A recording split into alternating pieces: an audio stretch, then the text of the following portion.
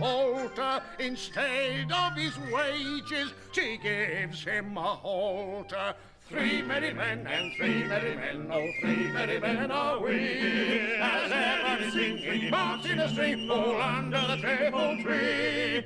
Three merry men and three merry men, oh, three merry men are we, as ever sing three parts in a string, all under the triple tree.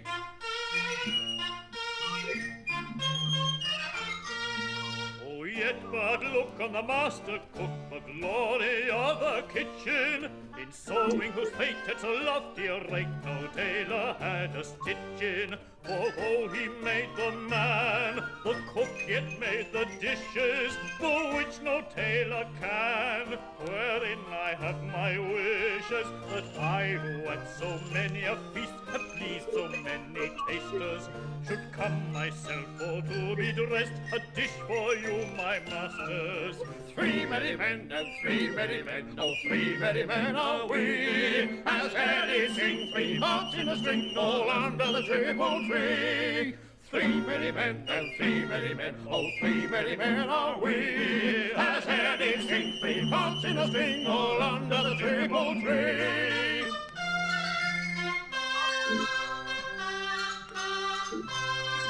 How man or beast, or you at least, that wears or brow or antler, prick up your ears unto the tears of me, poor Paul the Pantler, that am thus chipped because I clipped the cursed crust of treason with loyal knife, oh doleful strife, to hang me thus without reason. With loyal knife, oh doleful strife, to hang me thus without reason. Three merry men and three merry men, oh, three merry men are we, and Eddie sing three parts in a string, all under the triple tree. Three merry men and three merry men, oh, three merry men are we, and Eddie sing three parts in a string, all under the triple tree, all under the triple tree.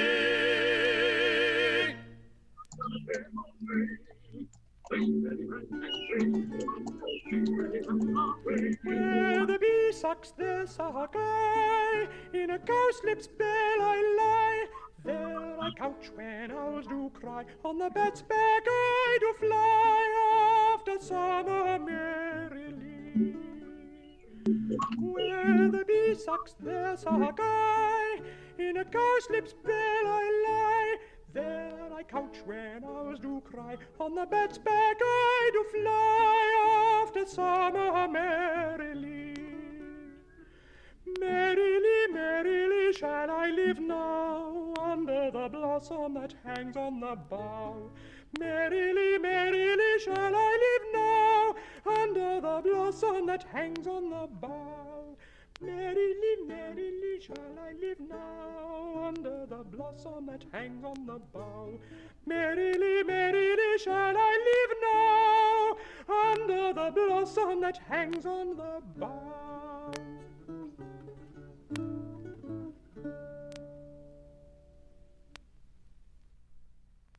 Hey, Robin, jolly Robin, tell me how thy lady does. Hey, Robin, jolly Robin, tell me how thy lady does. My lady is unkind, bloody, alas, while she's so. I'm gone, sir, and anon, sir, I'll be with you again, sir, in a trice, like to the old vice, your need to sustain, sir, with dagger of laugh in his rage and his wrath, cries aha to the devil, like a mad lad, pare thy nails, dad, adieu, goodman devil.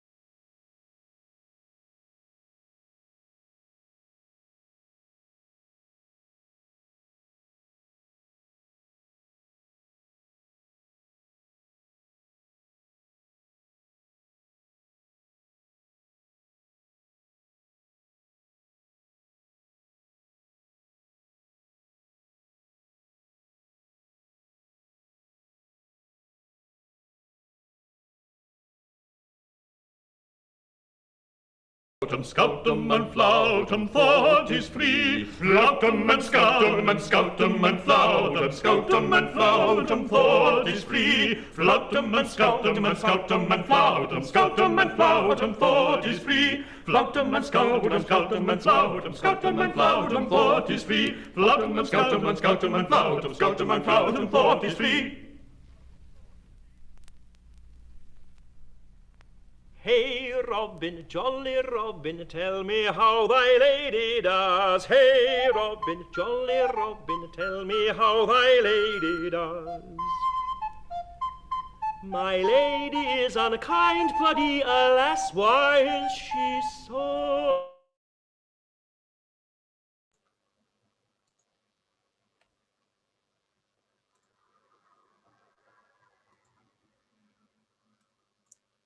Good evening, and welcome to No Epilogue Productions, Shakespeare's words and Schlockspeare's, well, we don't quite know what. We are very pleased to bring you this evening to Shakespeare, and very happy to have the talents of some truly wonderful actors to bring the bard's words to life. If you go to our YouTube channel, you can hear some of these same performers in the production of The Tempest we recorded last summer. This June, we will be presenting 3 of Shakespeare's plays, hopefully with some of the same talent you hear tonight. 1 month from tonight, we will be live streaming an evening of poetry, both original poetry and poetry from the 20th and 21st century poets. We hope you'll join us for that. But for this evening, we're going to bring you 17 of Shakespeare's monologues from 15 of his plays. We have selections from his histories, his tragedies, as well as from his comedies. Now, I know the actors are preparing to get ready to present this to you, but before we start, I just have a few more bits of advice for them. Well, actually, it's Shakespeare's advice to his players. It's from his play, Hamlet. Speak the speech, I pray you, as I pronounce it to you, trippingly on the tongue. But if you mouth it, as many of your players do, I'd as lief the town crier spoke my lines. Nor do saw the air too much with your hands thus, but use all gently.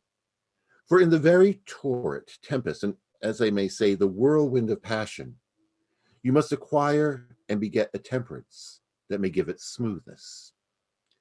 Oh, it offends me to the soul to hear a robust periwig-pated fellow tear a passion to tatters, to very rags, to split the ears of the groundlings who, for the most part, are capable of nothing but inexplicable dumb shows and noise. I would have such fellows whipped for overdoing Termagant. It out Herods Herod. Pray you, avoid it. Be not too tame neither, but let your own discretion be your tutor. Suit the action to the word to the action. With this special o'erstep, not the modesty of nature. For anything so overdone from the purpose of playing, whose end, both at the first and now, was and is, to hold as 'twere the mirror up to nature, to show virtue her own feature, scorn her own image, and the very age and body of the time his form and pressure. Now, this overdone or come tardy off, though it make the unskillful laugh, cannot but make the judicious grieve, the censor of which you must one in your allowance o'erweigh a whole theatre of others.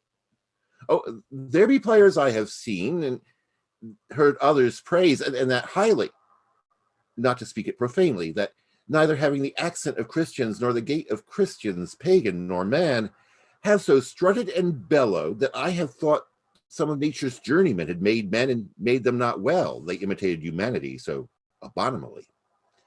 Reform it altogether. And let those that play your clowns speak no more than that is set down for them.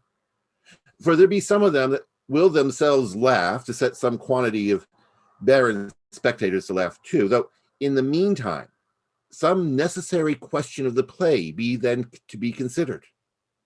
That's villainous, and shows the most pitiful ambition in the fool that uses it. Go, make you ready. Now, here at No Epilogue Productions, we don't do epilogues. We don't believe in them. But we do believe in prologues. And to open our show tonight, we have one of the best prologues ever written. It is the opening of Henry V, and it is spoken by the chorus to transport the audience from the real world to the world they are about to experience through the show. Here now is Darin Dunston with the prologue to Henry V. Oh, for a muse of fire that would ascend the brightest heaven of invention, a kingdom for a stage, princes to act and monarchs to behold the swelling scene. Then should the warlike Harry, like himself, assume the port of Mars, and at his heels leashed in like hounds should famine, sword, and fire crouch for employment. But pardon, gentles all, these flat, unraised spirits that have dared on this unworthy scaffold to bring forth so great an object. Can this cockpit hold the vasty fields of France? Or may we cram within this wooden O the very casks that did affright the air at Agincourt? Oh, pardon. Since a crooked figure may attest in little place a million, then let us, ciphers to this great accompt on your imaginary forces work. Suppose within the girdle of these two walls are now confined two mighty monarchies, whose high, upreared, and abutting fronts the perilous, narrow ocean parts asunder. Piece out our imperfections with your thoughts. Into 1,000 parts divide one man and make imaginary puissance. Think, when we talk of horses, that you see them printing their proud hooves in the receiving earth. For 'tis your thoughts that now must deck our kings, carry them here and there, jumping o'er time, turning the accomplishment of many years into an hourglass. For the which supply, admit me, chorus to this history, who, prologue-like, your humble patience pray, gently to hear, kindly to judge our play. King Lear had 3 daughters, and bad judgment when it came to them. In this scene, we see the oldest daughter, Goneril, as she starts to plot against him. Tatiana Aravena as Goneril from King Lear.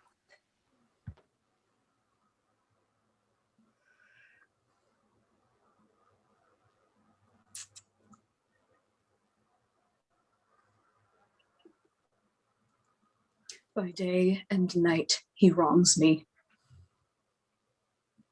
Every hour he flashes into some gross crime or other that sets us all at odds. I'll not endure it. His nights grow riotous, and himself upbraids us on every trifle. When he returns from hunting, I will not speak with him.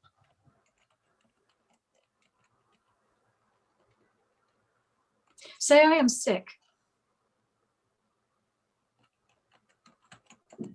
If you come slack of former services, you shall do well. The fault of it, I'll answer. Put on what weary negligence you please, you and your fellows. I'd have it come to question. And if he distaste it, let him to our sister, whose mind and mine I know in that are one, not to be overruled.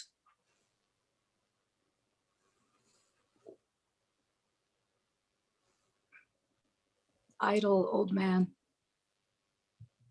that still would manage those authorities that he hath given away. Now by my life, old fools are babes again, and must be used with checks as flatteries when they are seen abused. Remember what I have said.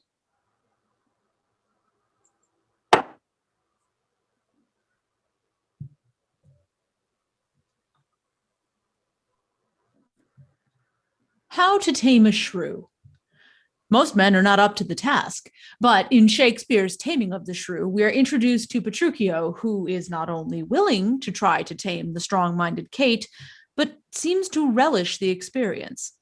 Here is Ryan Malloy as Petruchio in Taming of the Shrew.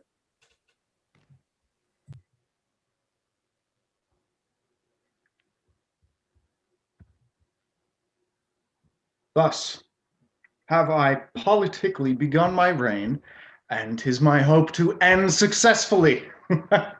My falcon now is sharp and passing empty. Until she stoop, she must not be full gorged, for then she never looks upon her lure. Another way I have to man my haggard, to make her come and know her keeper's call. That is to watch her, as we watch these kites that bait and beat and will not be obedient. She ate no meat today, nor none shall eat. Last night she slept not, nor tonight she shall not. As with the meat, some undeserved fault I'll find about the making of the bed. And here I'll fling the pillow, there the bolster, this way the coverlet, another way the sheets. Aye, and amid this hurly, I intend that all is done in reverent care of her. And in conclusion, she shall watch all night. And if she chance to nod, I'll rail and brawl, and with the clamor keep her still awake. This is a way to kill a wife with kindness. And thus I'll curb her mad and headstrong humor. He that knows better how to tame a shrew, now let him speak.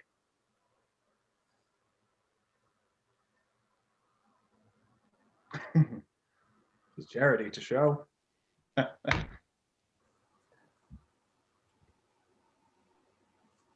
Cleopatra, one of the most fabled beauties in history. But Shakespeare's telling of the romance between Cleopatra and Mark Antony shows that beauty and power can still bring about bad ends. Here is QB as Cleopatra from Antony and Cleopatra.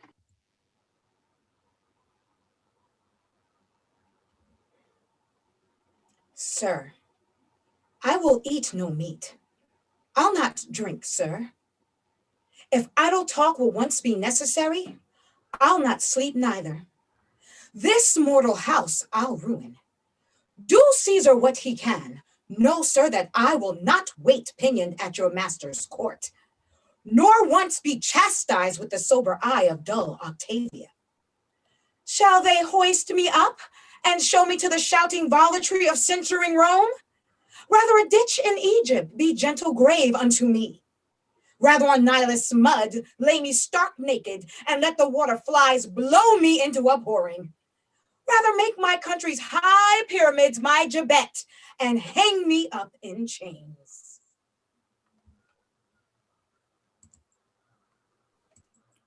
The play Richard II shows a good man at the end of his reign, who both starts making bad and arbitrary decisions and who has surrounded himself with the wrong people, all of which will lead to his demise. But Richard is a thoughtful man, and the beauty of this play is when he thinks aloud to the audience. Here is Michael Marr as Richard II from Richard II. No matter where, of comfort no man speak. Let's talk of graves, of worms, of epitaphs. Make dust our paper, and with rainy eyes write sorrow on the bosom of the earth. Let's choose executors and talk of wills, and yet not so. For what can we bequeath save our deposed bodies to the ground? Our lands, our lives, and all our Bolingbroks. And nothing can we call our own but death, and that small model of a barren earth, which serves as paste and cover to our bones. Oh, for God's sake, let us sit upon the ground and tell sad stories of the death of kings, how some have been deposed, some slain in war, some haunted by the ghosts they have deposed, some poisoned by their wives, some sleeping killed, all murdered. For within the hollow crown that rounds the mortal temple of a king keeps death his court. And there the antic sits, scoffing his state and grinning at his pomp, allowing him a breath, a little scene, to monarchize, be feared and kill with looks, infusing him with self and vain conceit, as if this flesh which walls about our lives were brass impregnable. And humor thus comes at the last, and with a little pin bores through his castle wall, and farewell, king. Cover your heads, and mock not flesh and blood with solemn reverence.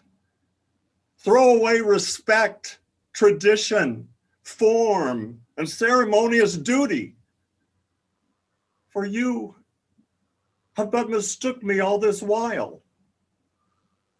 I live with bread like you, feel want, taste grief,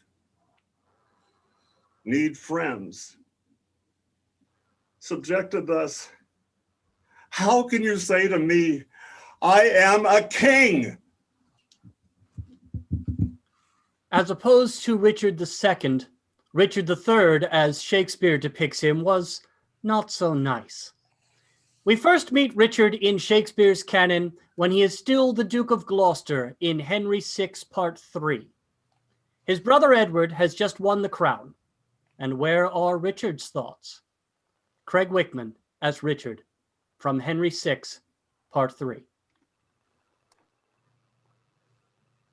Aye.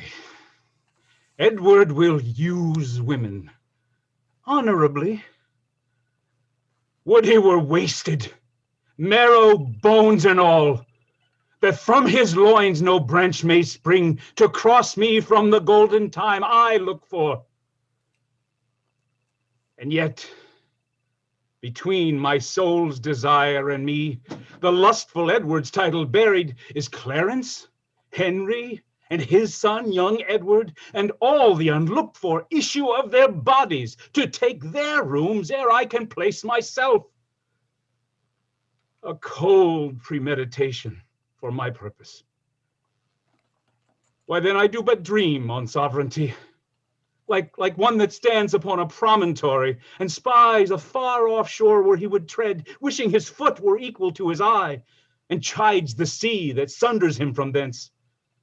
So I do wish the crown, being so far off, and I do chide the means that keep me from it. And so I say, I'll cut the causes off, flattering myself with impossibilities. My heart's too quick, my eye o'erweens too much, unless my hand and strength can equal them. Well, say there is no kingdom then for Richard. What other pleasure can this world afford? I'll make my heaven in a lady's lap, and deck my body in gay ornaments, and witch sweet ladies with my words and looks. Oh, miserable thought, and more unlikely than to accomplish 20 golden crowns. Why, love forswore me in my mother's womb, and for I should not deal in her soft laws, she did corrupt fail nature with some bribe, to shrink mine arm up like a withered shrub, to make an envious mountain on my back, where sits deformity to mock my body, shape my legs of an unequal size, to disproportion me in every part like a chaos, or an unlicked bear whelp that bears no impression. And am I then a man to be beloved? A monstrous fault to harbor such a thought. Then, since this earth affords no joy to me but to command, to check, to o'erbear such as are of better person than myself, I'll make my heaven to dream upon the crown. And whilst I live, I'll account this world but hell, until my misshaped trunk that bears this head be round impaled with a glorious crown. And yet I know not how to get the crown, for many lives stand between me and home. And I, like one lost in a thorny wood that is rent by thorns, and rents the thorns, not knowing how to find the open air, torment myself to catch the English crown. And from that torment I will free myself, or hew my way out with a bloody axe. Why, I can smile, and murder whilst I smile, and cry content to that which grieves my heart, and wet my cheeks with artificial tears, and frame my face to all occasions, deceive more slyly than Ulysses could, add colors to the chameleon, and set the murderous Machiavel to school. Can I do all this and cannot get a crown? Ha! Were it farther off, I'll pluck it down.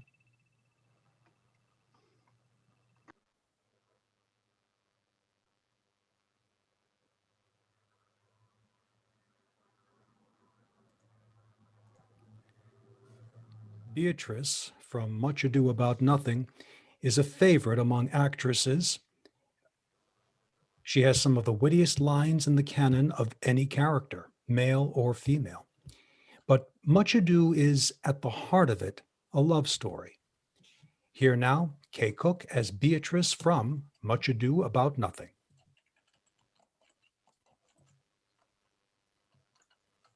Kill Claudio. Is he not approved in the height a villain that hath slandered, scorned, and dishonored my kinswoman? Oh, that I were a man. What, bear her in hand until they come to take hands, and then with public accusation, uncovered slander, unmitigated rancor. God, that I were a man. I would eat his heart in the marketplace. Sweet hero, she is wronged, she is slandered, she is undone. Princes and counties. Surely a princely testimony, a goodly count confect, a sweet gallant, surely. Oh, that I were a man for his sake, or that I had any friend would be a man for mine. But manhood is melted into courtesies, valor into compliment, and men are only turned into tongue, and trim ones too. He is now as valiant as Hercules, that only tells a lie and swears it. I cannot be a man with wishing. Therefore, I will be a woman with grieving.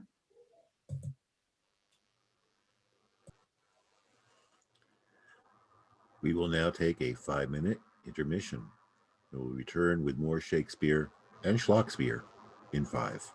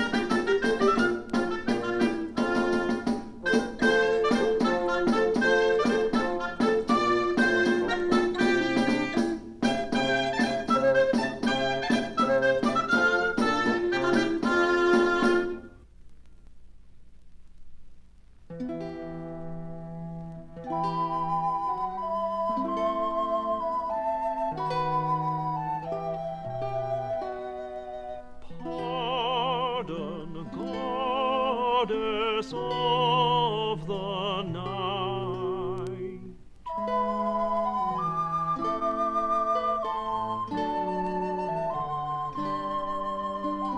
pardon, goddess of the night, those that slew. Thy virgin night.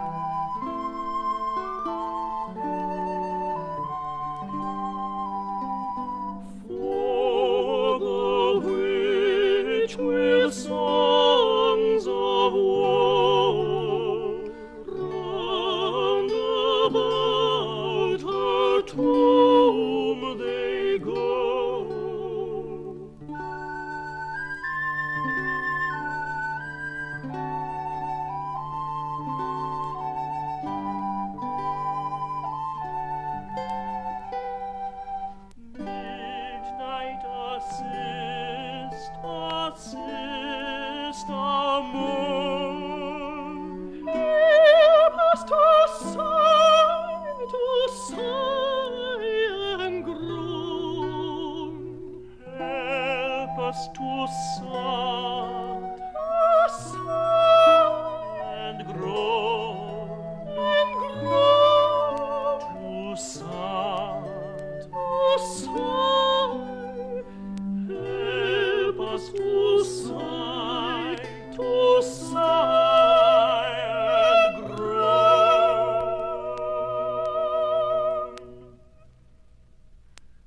Heavily, heavily, graves young and yellow dead, till death be uttered. Heavily,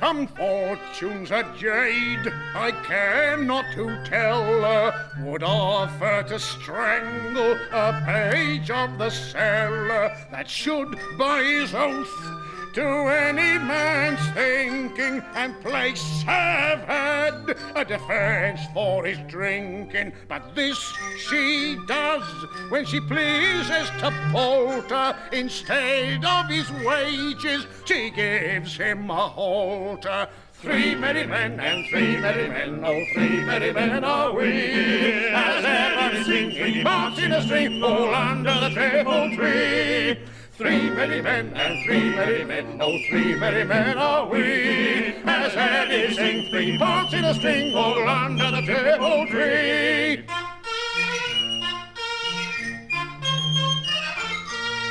Oh, yet but look on the master cook, the glory of the kitchen, in sewing whose fate at so lofty a rate no tailor had a stitch in. For though he made the man, the cook yet made the dishes, the which no tailor can, wherein I have my wishes, that I who at so many a feast have pleased so many tasters, should come myself.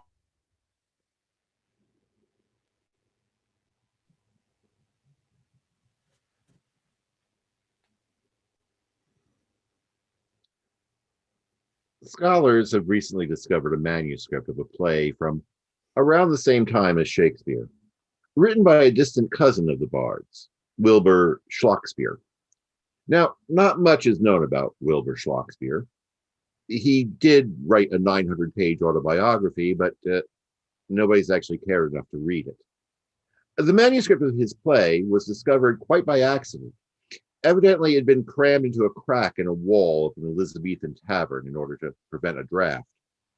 The scholars, however, got very excited about their discovery until they actually read the play.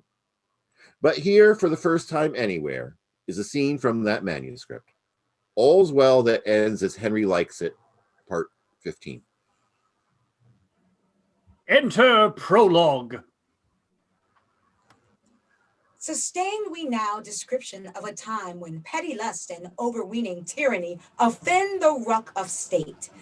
Thus fly we now, as oft with Phoebus did fair Asterope, unto proud Flanders' court. Where is the warlike Warwick? Like to the mole that sat on Hector's brow, fair set for England and for war. Exit prologue. Enter court. My Lord Worcestershire, what news from England? My liege, e'en now have Albany and Essex arrived from those shores. And so we bid you welcome to our court, fair cousin Albany, and you, our sweetest Essex. Take this my hand, and you, fair Essex, this. And with this bond we'll cry anon and shout Jack Cock of London to the foe. Approach your ears and kindly bend your conscience to my peace. Our ruddy scouts to me this hefty news have brought. The naughty English, expecting now some pregnance in our plan, have with some haughty purpose bent Aelus unto the service of their sail. So even now, while we to the wanton lute do strut, is brutish Bolingbroke bent fair upon some fickle circumstance. Some fickle circumstance. Some fickle circumstance. Get thee to Gloucester, Essex. Do thee to Wessex, Exeter. Fair Albany to Somerset must eke his route. And Scroop, do you to Westmoreland, where shall bold York, enrooted now for Lancaster, with forces of our uncle Rutland, enjoin his standard with sweet Norfolk's host. Fair Sussex, get thee to Warwicksburn, and there with frowning purpose tell our plan to Bedford's tilted ear, that he shall press with most insensate speed, and join his warlike effort to bold Dorset's side. I most royally shall now to bed, to sleep off all the nonsense I've just said. Exit court. Enter rustics. Is it all botched up then, Master Puke? Aye, and Mary it is, good Master Snot. 'Tis said our master, the Duke, hath contrived some naughtiness against his son, the Queen. Aye, and it doth confound our merrymaking. What say you, Master Puke? I am for Lancaster, and that's to say for good shoe leather. Come, speak, good Master Puke, or hath the leather blocked up thy tongue? Why then go trippingly upon thy laces, good Grit. Art leather laces thy undoing? They shall undo many a fair boot this day. Ha ha!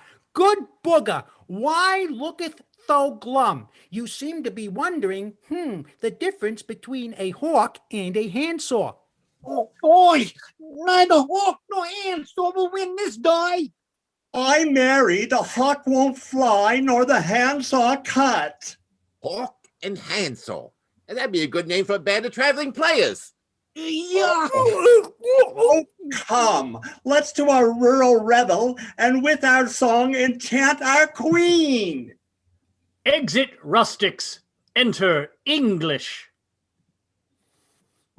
Merry, merry, merry, and hawk, hawk, hawk. Methinks I hear a lock, lock, lock, and it means death. Wise words in the mouths of fools do oft themselves belie. Good fool, shall Essex prosper? Aye, prosper. Say you prosper, fool? Aye, prosper.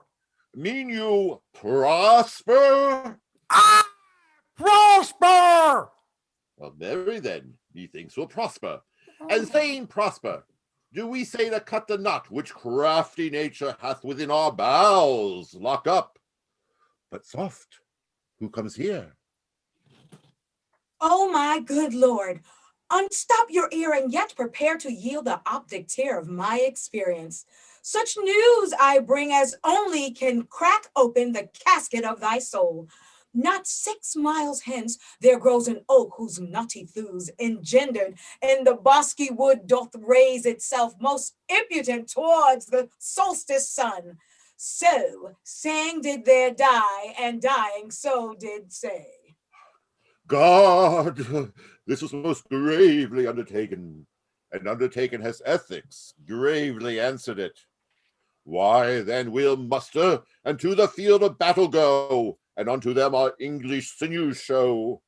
Therefore, brothers, unto our several tasks, and ere yon Phoebus thrice 5 times has passed over this wrinkled orb we call the earth, the queen shall know the metal of our minds. Aye, and perchance the metal of our swords. Why, that's my brother Blissworth.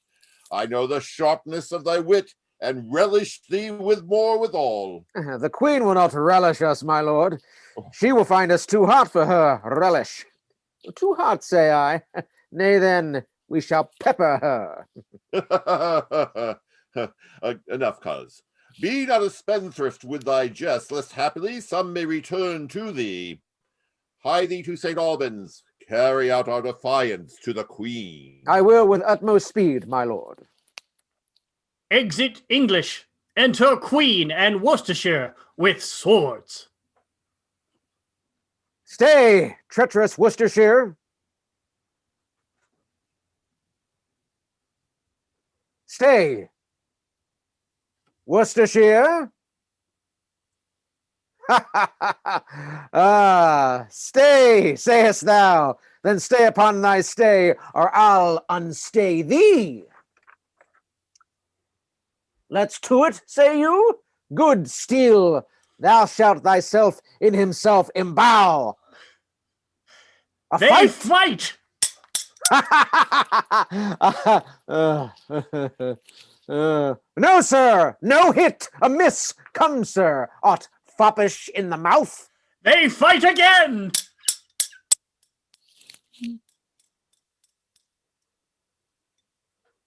Oh, saucy Worcestershire, dost thou lie so still?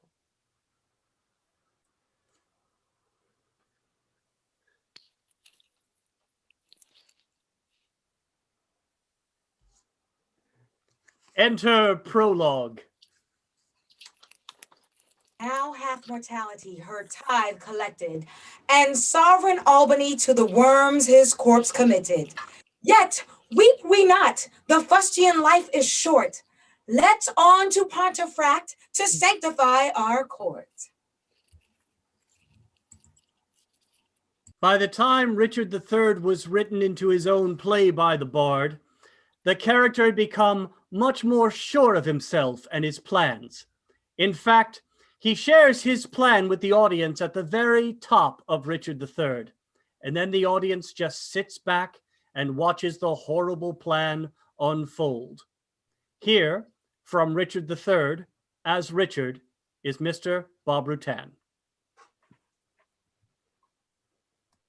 Now is the winter of our discontent, made glorious summer by the sun of York, and all the clouds that lowered upon our house in the deep bosom of the ocean buried.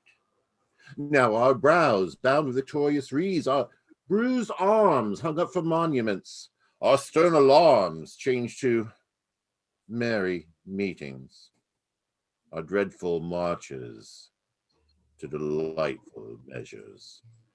Grim vistage war has smoothed his front, and now, instead of mounting Bob steeds to fright the souls of fearful adversaries, he capers nimbly in a lady's chamber to the lascivious pleasings of a lute.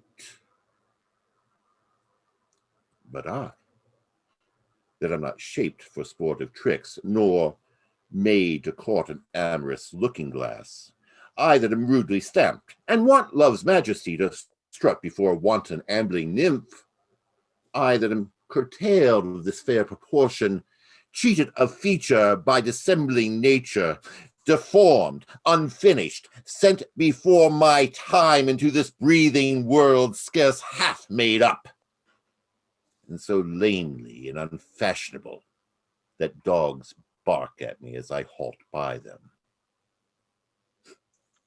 Why I, in this weak piping time of peace, have no delight to pass away the time, unless to see my shadow in the sun and descant upon my own deformity.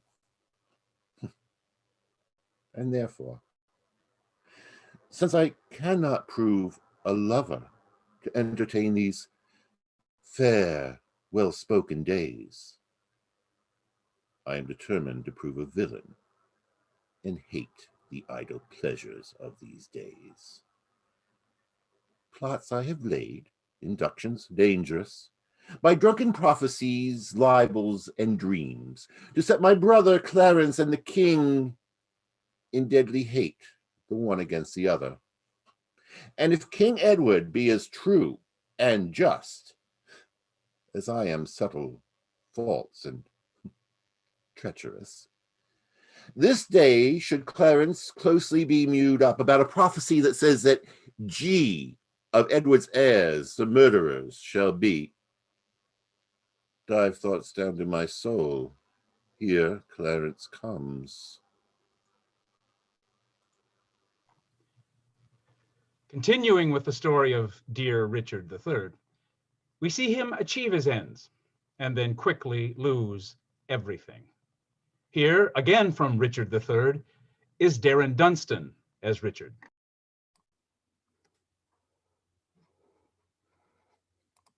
Give me another horse. Bind up my wounds. Have mercy. Jesus!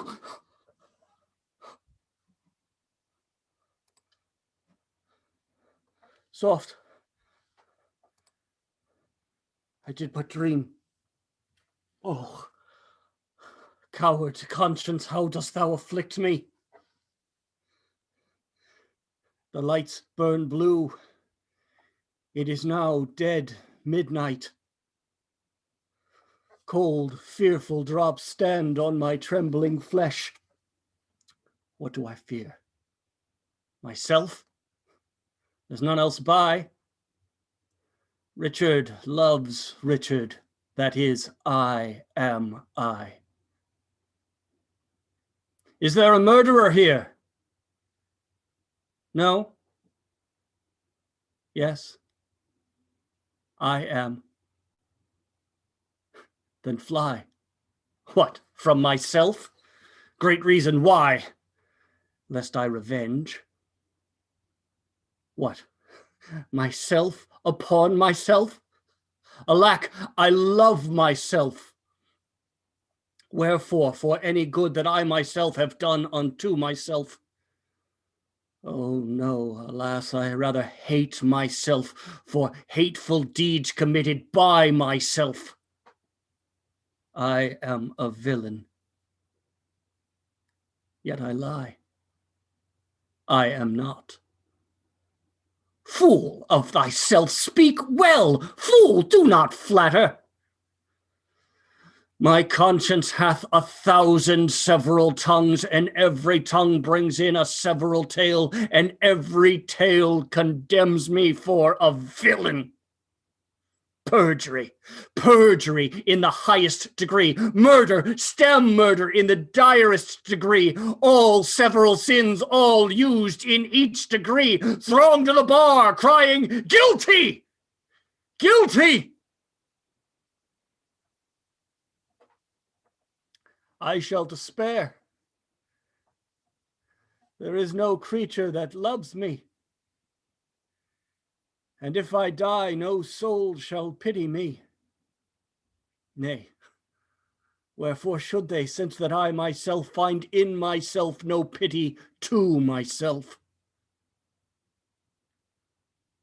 Methought the souls of all that I had murdered came to my tent, and every one did threat tomorrow's vengeance on the head of Richard.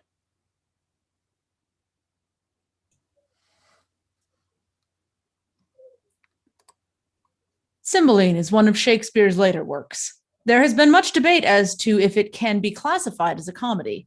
Early scholars actually classified it as a tragedy, but Cymbeline can very definitely be classified as a romance. It tells the story of Imogen, daughter of the Roman king of Britain, and what she must go through to be with her true love, Posthumus. We now present Wendy Watt as Imogen from Cymbeline.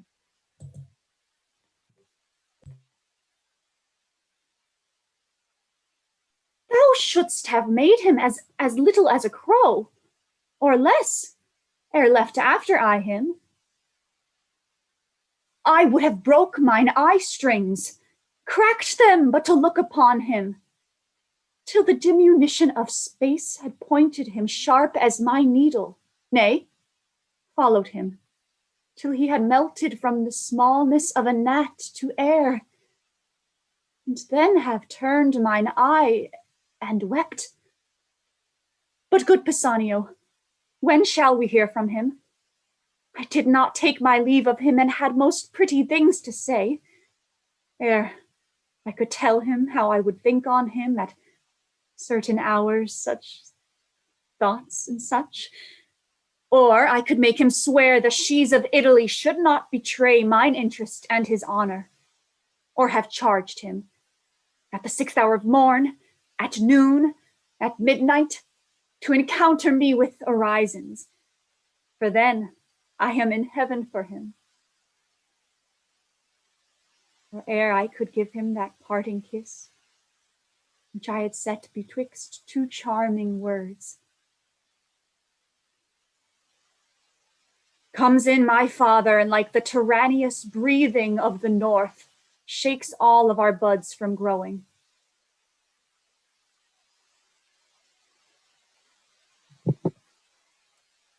Beware the Ides of March. In Shakespeare's Julius Caesar, he tells the tale of the death of the most famous Roman emperor and what followed afterwards.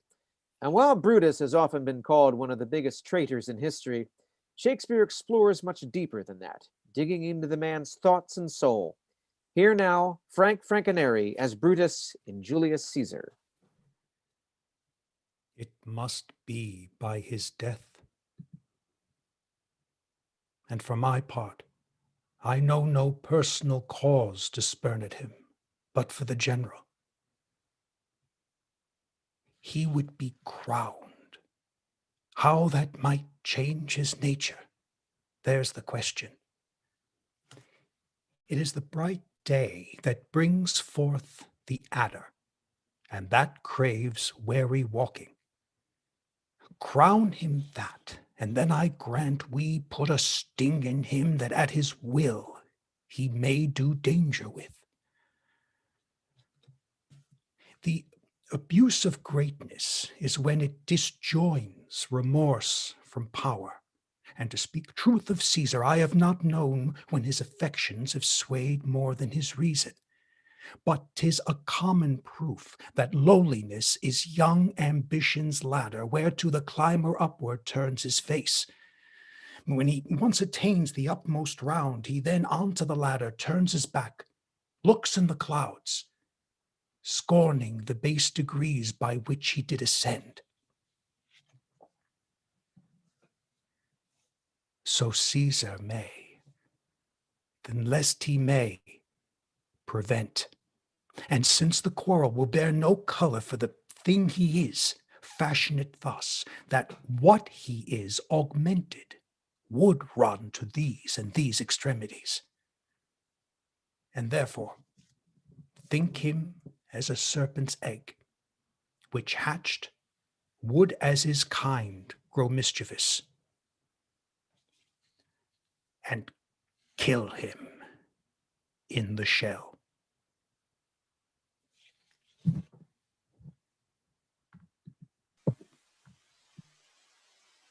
All's Well That Ends Well tells the story of the emotionally immature Bertram and of Helena, the woman who loves him and wants to be married to him. Helena is very much the Shakespeare female protagonist, willing to go through anything to get her man. Here, she professes to Bertram's mother, the Countess, Tatiana Aravena, as Helena in All's Well That Ends Well.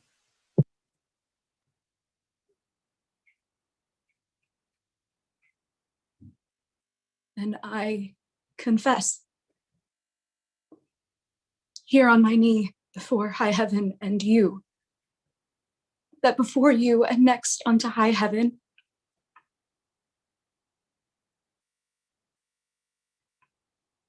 I love your son.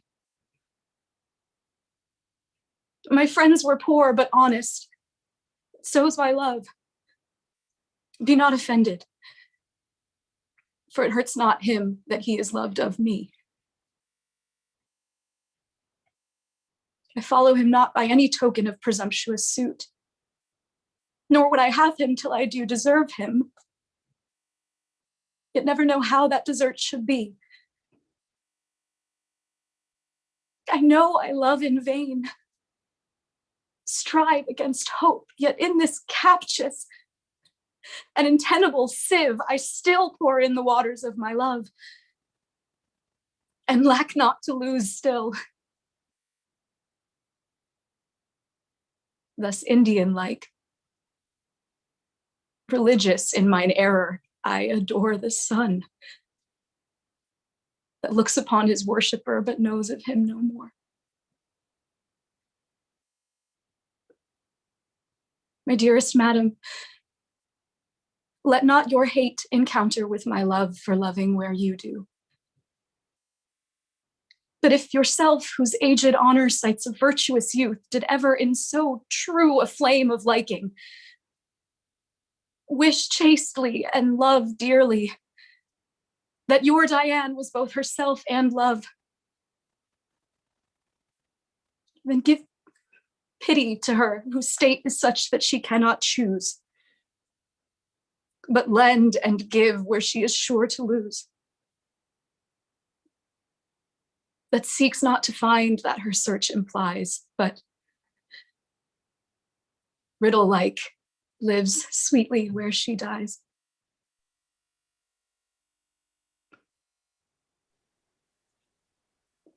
In As You Like It, Shakespeare created some of the most upbeat characters in his canon. Duke Senior has been exiled by his brother to the Forest of Arden. How does he take it? Timothy Cox as Duke Senior in As You Like It.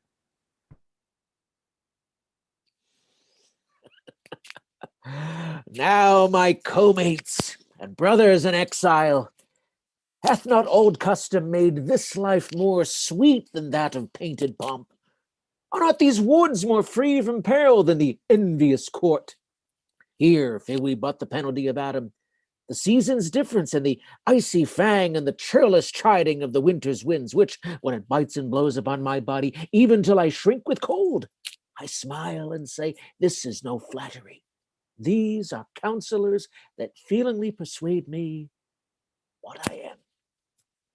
Sweet are the uses of adversity, which, like the toad, ugly and venomous, wears yet a precious jewel in his head.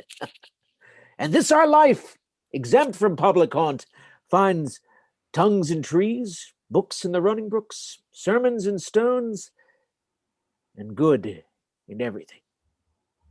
I would not change it. In Comedy of Errors, two sets of twins who do not know they are twins create, well, a comedy of errors. Not only are the twins confused in the play, but everyone who knows them is as well. As we see here when one of the twins' wife seeks royal help when she believes her husband may have gone insane. Here is QB as Adriana from Comedy of Errors. May it please your grace, Antipholus, my husband, whom I made lord of me and all I had, at your important letters, this ill day a most outrageous fit of madness took him, that desperately he hurried through the street, with him, his bondmen, all as mad as he, doing displeasure to the citizens by rushing in their houses, bearing thence, rings, jewels, anything his rage did like. Once did I get him bound and sent him home, whilst to take order for the wrongs I went, that here and there his fury had committed. Anon, I want not by what strong escape he broke from those that had guard of him, and with his mad attendant and himself, each one with ireful passion, with drawn swords, met us again and madly bent on us, chased us away, till, raising of more aid, we came again to bind them. Then they fled into this abbey, whither we pursued them, and here the abbess shuts the gates on us, and will not suffer us to fetch him out, nor send them forth that we may bear him hence. Therefore, most gracious Duke, with thy command, let him be brought forth and borne hence for help. In Measure for Measure, we meet a very complex character of Angelo, a deputy who rules in the Duke's absence. Angelo is smitten with the beautiful Isabella and tries to use his position to have his way with her. But is he just a lech? Here is Steve Viola as Angelo from Measure for Measure. Oh, what's this? What's this? Is this her fault or mine? The tempter or the tempted? Who sins most? Ha! Not she. It is I, that lying by the violet in the sun do as the carrion does, not as the flower, corrupt, covetous season. Can it be that modesty may more betray our sense than woman's lightness? Having waste ground enough, shall we desire to raise the sanctuary and pitch our evils there? Oh, fie, fie, fie! What dost thou? Oh, what art thou, Angelo? Dost thou desire her foully for those things that make her good? Oh, let her brother live. Thieves for their robbery have authority when judges steal themselves. What? Do I love her? That I desire to hear her speak again and feast upon her eyes? What is it I dream on? Oh, cunning enemy, that to catch a saint with saints doth bait thy hook. Most dangerous is that temptation that doth goad us on to sin in loving virtue. Never could the strumpet, oh, her double vigor aught in nature once stir my temper, yet this virtuous maid subdues me quite. Ever till now, when men were fond, I smiled and wondered how.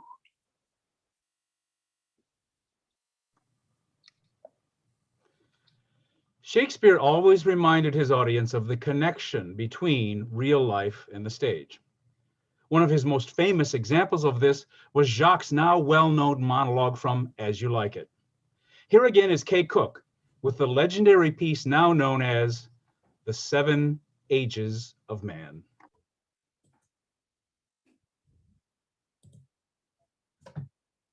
All the world's a stage, and all the men and women, merely players. They have their exits and their entrances, and one man in his time plays many parts, his act being 7 ages.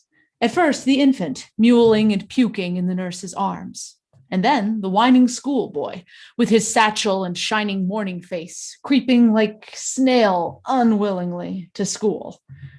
And then the lover, sighing like furnace with a woeful ballad made to his mistress' eyebrow. Then a soldier, full of strange oaths and bearded like the pard, jealous in honor, sudden and quick in quarrel, seeking the bubble reputation even in the cannon's mouth. And then the justice, in fair round belly, with good capon lined, with eyes severe and beard of formal cut, full of wise saws and modern instances, and so he plays his part.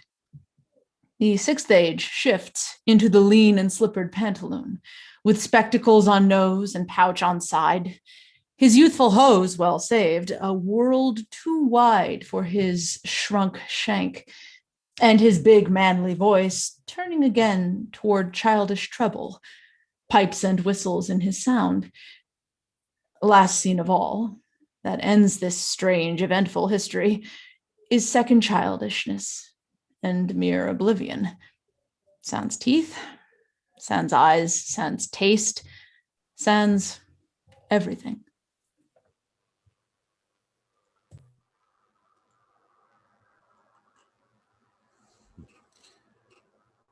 At the top of the evening, I said that there were no epilogues that are done by No Epilogue Productions. I lied. That isn't actually true. If you watch and listen to the shows that we posted on our YouTube channel, you will see that every single one of them has an epilogue. That's the way most drama is written.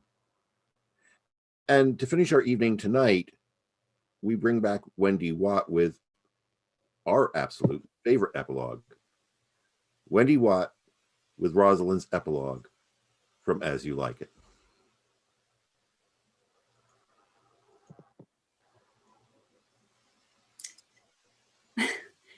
It is not the fashion to see the lady the epilogue, but it is no more unhandsome than to see the lord the prologue.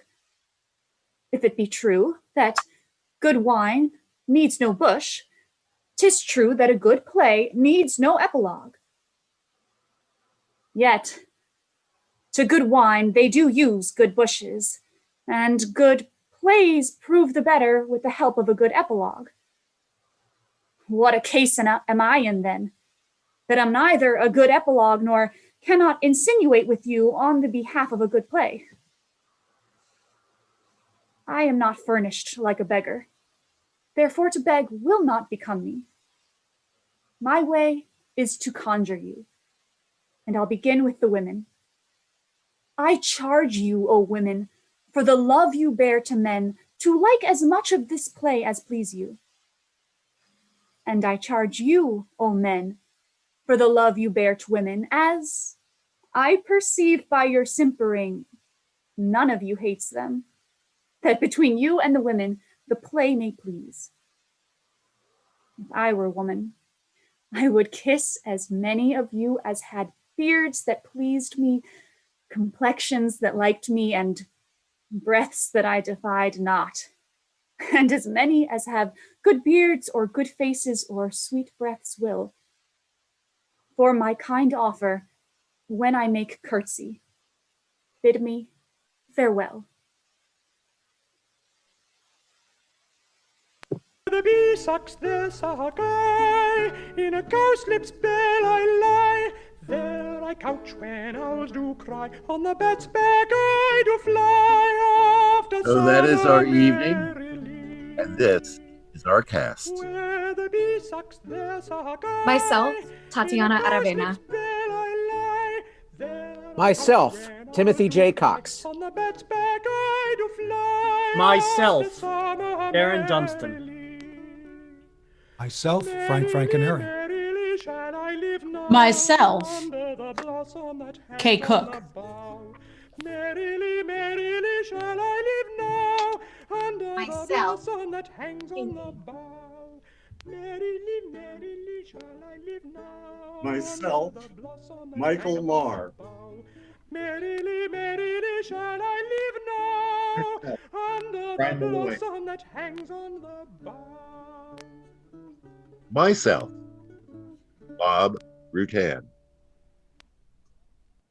And myself, Steve Viola. Myself, Wendy Watt. And myself, Craig Wickman.